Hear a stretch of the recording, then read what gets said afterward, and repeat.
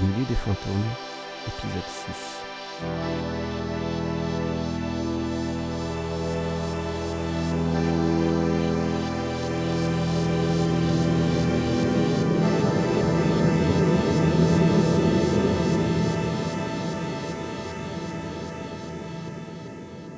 Au deuxième étage de l'hôtel de ville, le bureau de Michel de Tudel.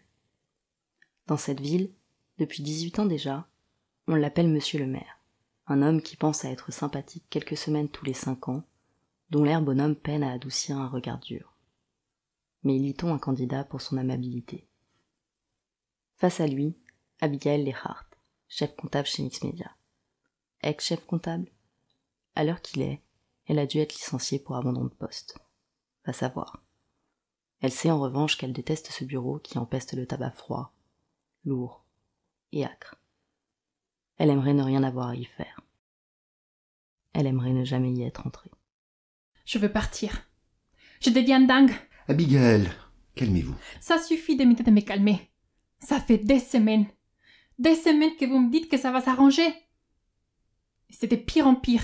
Asseyez-vous, Abigail. Asseyez-vous, je n'aimerais pas avoir à m'énerver. Elle s'exécute.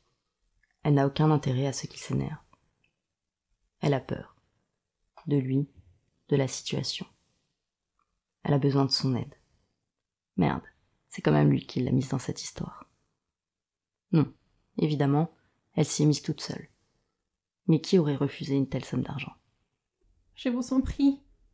Je ne comprends pas pourquoi je suis encore coincée dans cette ville. Il faut que je parte. Parce que vous imaginez que vous passerez les contrôles d'identité de l'aéroport. Mais on avait parlé d'un faux passeport. Ah, mais vous me prenez pour un vulgaire faussaire. Le passeport que je vous fais faire est tout ce qu'il y a de plus authentique. Voie légale, timbre fiscal et tout le baratin. Alors ça prend du temps, c'est l'administration.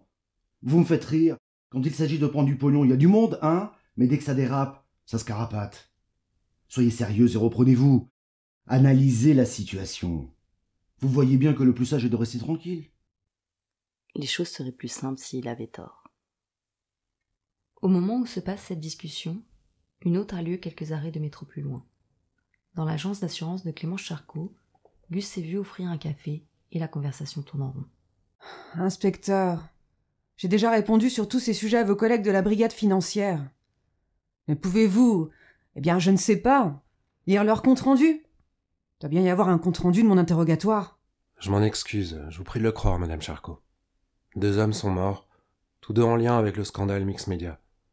Les 2 mêmes qui vous ont directement accusé de participer à... Réseau de fraude à l'assurance, escroquerie en bande organisée. Vos collègues ont pris moins de pincettes, inspecteur.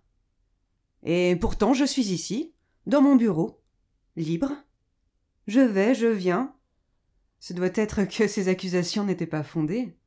Mixmedia paye vos frais d'avocat. C'est pas banal, ça. C'est la moindre des choses. C'est leur tempête, pas la mienne. Et je refuse d'en être un dommage collatéral. Je ne me laisserai pas faire. Écoutez, je ne porte aucune accusation et vous n'êtes pas suspecte. Je remonte juste une piste.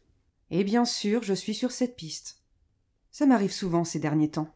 Mais vous n'allez pas me le reprocher non plus. Et d'abord, pourquoi je ne suis pas suspecte?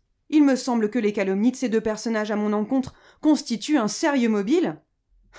Les flics, vous êtes tous pareils. Faudrait résoudre vos enquêtes à votre place. Mais ça prendra pas avec moi. Et vous, les boucs émissaires, vous êtes tous pareils. Vous palpez vos quelques billets sans vous rendre compte que votre vrai rôle, c'est d'être balancé dès que nécessaire. Vous en tôle.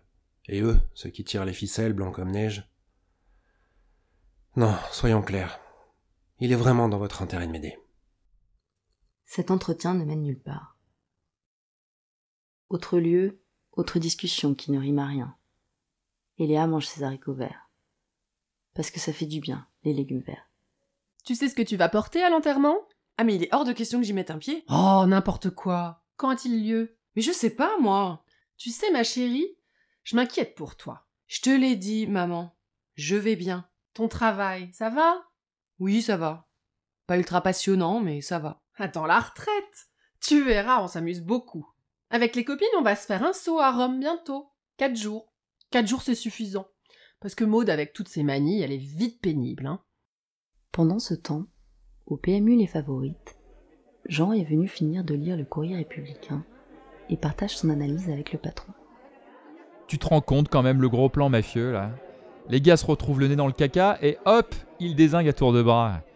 T'as écouté le poste ce matin? Parce qu'il y a un deuxième journaleux qui a canné là. Et au passage, un gars qui faisait juste son taf. Rien à voir. Ça craint. Dans pas longtemps, ça va coller des têtes de canasson dans les plumards, tu vas voir. Au milieu des fantômes, épisode 6 sur 14.